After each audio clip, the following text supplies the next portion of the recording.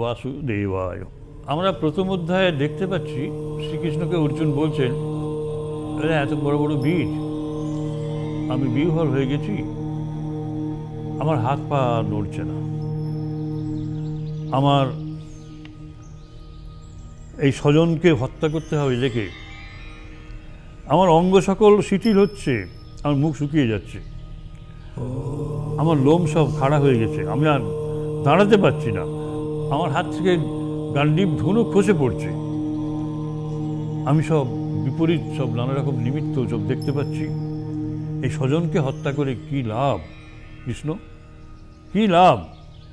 আমার কি বা প্রয়োজন, জীবনের বা কি প্রয়োজন যদি স্বজনটা না থাকলো?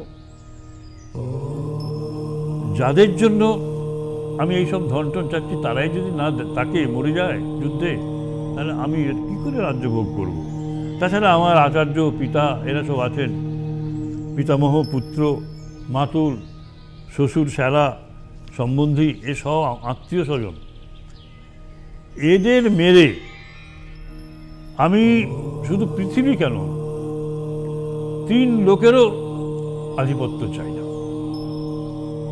এবং বলছেন যে নিহত্য ধাত্য রাষ্ট্রান্ন কা প্রীতি সায়ত জনার্দন, এই ধৃতরাষ্ট্রের পুত্রদের মেরে আমার কি আনন্দ হবে বলো? শুধু পাপ আশ্রয় করবে আমাদের এইসব আততায়ীদের হত্যা করা। এটা একদম আমার মনোগত ইচ্ছা নয়, আমি পারছি না। আমরা ওদের বধ করতে চাই না, ওরা যদি আমাকে বধ করে আমাদের বধ করে রাজ্য নেয়, নেক না, সেটাও আমি মনে করি অনেক ভালো। এই কুলক্ষয় হবে, সমস্ত বড় বড় যোদ্ধারা মারা যাবে, পুরুষ সব মারা যাবে, মেয়েরা বেঁচে থাকবে, এবং সেই সব মেয়েদের আর মেয়েদের দ্বারা যে সন্তান উৎপাদিত হবে তারা সব সংকর জাতীয় হবে, কারণ পুরুষরা থাকছে না কেউ। এই তো ধর্ম নষ্ট হয়ে যাচ্ছে, এটা অধর্ম। এই অধর্মের মধ্যে আমি কেন ঢুকবো? এই সব পাপ কাজ করলে পরে নরকে বাস করতে হয়, এবং আমি কিচ্ছু করবো না, আমি বসে থাকবো। ধৃতরাষ্ট্রের পুত্ররা ওরা যদি এসে আমার গলা কেটে আমাকে মেরে দেয়, আমি মনে করব সেটাই মঙ্গলজনক, অতিশয় কল্যাণকারী।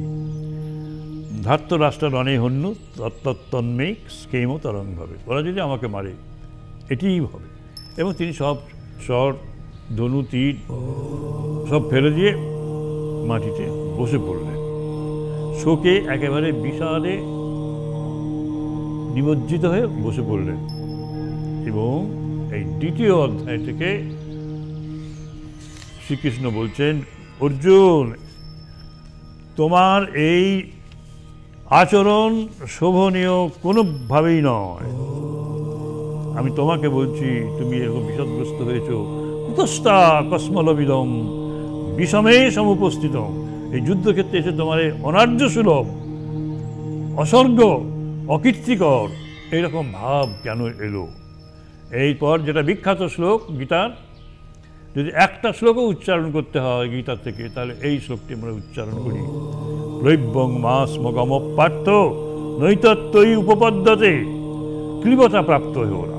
নপুংসক হয়ে গেছো তুমি, তুমি কি বিশাল পুরুষ, শক্তিমান পুরুষ, আজকে জেলিফিশের মতো এরকম হয়ে গেছেন তিনি, দেখছি একেবারে নরম তুলতুলে পুতুলের মতো হয়ে গেছেন, কাদার মতো। এ কি তোমার, তুমি তো পুরুষ সিংহ।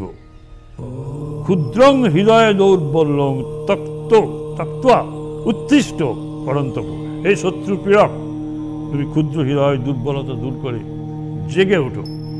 তখন অর্জুন বলছেন, আমি ভীষ্ম, পিতামহ ভীষ্ম, আচার্য দ্রোণ, এদের বিরুদ্ধে, এরা আমার পূজনীয় ব্যক্তি, এদের বিরুদ্ধে যুদ্ধ করবো কি, তীর ছুড়বো কি করে? এই গুরু এরা, অদ্ভুত কথা, মহানুভব গুরুজনদের মেরে আমি কোন কল্যাণকর কাজ করব?